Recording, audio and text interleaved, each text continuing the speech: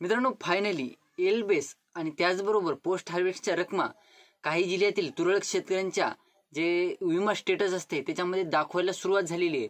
तर ते जिल्हे कोणते आहेत, त्याचबरोबर रकमा एल बेसमध्ये किती दाखवत आहे काही शेतकऱ्यांना आणि पोस्ट हार्वेस्टमध्ये काय रकमा दाखवत आहे। एक्सपेक्टेशन असतं की पोस्ट हार्वेस्टच्या रकमा हे जवळपास चांगल्या प्रकारच्या मिळतील, 15-20 हजार रुपये, 30,000 रुपये या पद्धतीच्या मिळतील। खरंच त्या पद्धतीच्या रकमा वितरित होणार आहेत का, त्याचबरोबर ते जिल्हे कोणते आहेत आणि पोस्ट हार्वेस्ट आणि एल बेससाठी रकमा किती मंजूर झालेले आहे त्याविषयीची सविस्तर माहिती आपण आजच्या व्हिडिओमध्ये क्लिअर करण्याचा प्रयत्न करणार आहोत।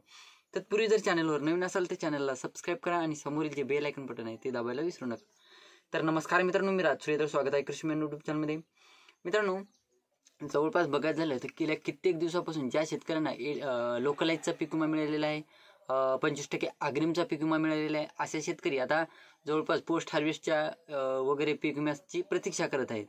त्यातच मित्रांनो आपल्याकडे 3 जिल्ह्याची अपडेट आलेली आहे। 3 जिल्ह्यातील शेतकऱ्यांना म्हणजे रकमा या दाखवणं सुरू झालेली आहे। त्यांचे म्हणजे इंस्टाला वगैरे शेतकऱ्यांनी आपल्याला स्क्रीनशॉट वगैरे सेंड केलेले आहेत की बाबा एल बेसमध्ये एवढी एवढी रक्कम दाखवायला, पोस्ट हार्वेस्टमध्ये एवढी एवढी रक्कम दाखवायला, तर ही रक्कम मिळेल का वगैरे असे प्रश्न विचारलेले आहेत आपल्याला इंस्टाला मेसेज करून शेतकऱ्यांनी।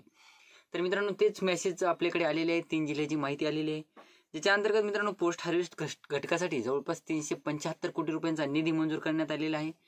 आणि त्याचबरोबर मित्रांनो एल बेससाठी जवळपास 18 कोटी रुपये मंजूर करण्यात आलेले। तुम्ही इतर चॅनेलवर किंवा या माझ्याही व्हिडिओच्या अगोदर इतर अपडेट घेतलेच असतील, आपली अपडेट थोडीशी लेट झालेली आहे तरीसुद्धा मित्रांनो सांगण्याचा प्रयत्नच करत आहे मी।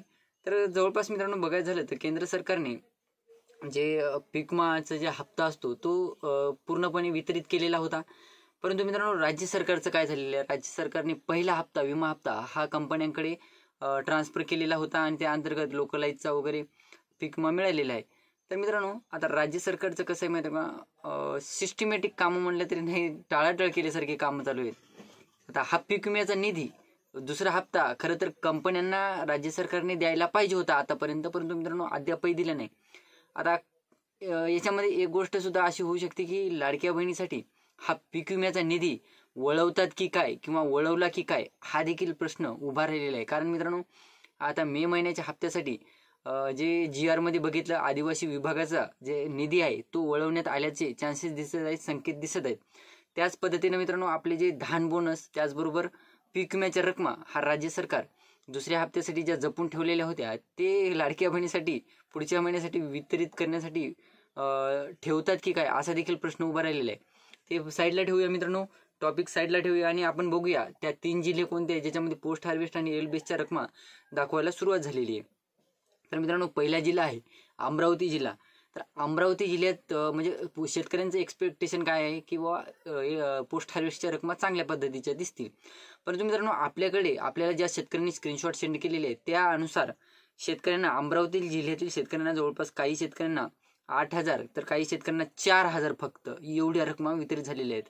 आपल्याकडे सध्या तरी 2च स्क्रीनशॉट आलेले आहेत। तुम्ही देखील या जिल्ह्यातून असाल आणि तुमच्या देखील रकमा दाखवत असेल तर आपल्या कमेंट बॉक्समध्ये सांगू शकता किंवा इंस्टाला डायरेक्टली मेसेज करून सांगू शकता, स्क्रीनशॉट सेंड करून सांगू शकता। डिस्क्रिप्शन बॉक्समध्ये इंस्टाग्राम ID दिलेला आहे। त्यानंतर मित्रांनो पुढचा जिल्हा म्हणजे बुलढाणा जिल्हा। बुलढाणा जिल्ह्यातील एकाच शेतकऱ्याचं स्क्रीनशॉट आलेला आहे आपल्याकडे, तर इंस्टाला त्यांनी स्क्रीनशॉट सेंड केलेला आहे। त्याच्यामध्ये बुलढाणा जिल्ह्यातील पोस्ट हार्वेस्टची रक्कम दाखवण्यात आलेली आहे। त्या शेतकऱ्याचे स्टेटसमध्ये दाखवत आहे 8,000 रुपये पोस्ट हार्वेस्टची रक्कम दाखवत आहे। म्हणजे एकंदरीत बघायचं झालं मित्रांनो लोकलाईजमध्ये सुद्धा काही रकमा काही शेतकऱ्यांना चांगल्या रकमा दिसल्या आणि काही शेतकऱ्यांना तुरळक तुटपुंजी रकमा दिसल्या। त्याच पद्धतीचं पोस्ट हार्वेस्टसाठी सुद्धा होते की काय असा देखील प्रश्न उभा राहिलेला आहे। त्यानंतर एल बेसमधून फक्त एका शेतकऱ्याची आपल्याला स्क्रीनशॉट आलेली आहे, ज्याच्यामध्ये सोलापूर जिल्ह्यातील शेतकऱ्याची स्क्रीनशॉट आलेली आहे आणि सोलापूर जिल्ह्यातील शेतकऱ्याला एल बेसमध्ये जवळपास 8,000 रुपये रक्कम ही दाखवण्यात आलेली आहे। एल बेसमध्ये सुद्धा फक्त आणि फक्त 8,000 रुपये रक्कम सोलापूर जिल्ह्यातील एका शेतकऱ्याचा स्क्रीनशॉट आपल्याकडे आलेले आहे। तुम्ही देखील या जिल्ह्यातून असाल किंवा इतर जिल्ह्यातून असाल आणि तुमचे देखील एल बेसमध्ये झिरो ऐवजी रक्कम दाखवत असेल, त्याचबरोबर पोस्ट हार्वेस्टचा वगैरे स्टेटसमध्ये दाखवत असेल ते सुद्धा कमेंट करून सांगा। आणि व्हिडिओ आवडला असेल तर लाईक करा, चॅनलला सबस्क्राईब करा आणि जास्तीत जास्त शेतकऱ्यांपर्यंत पोहोचवण्याचा प्रयत्न करा। धन्यवाद।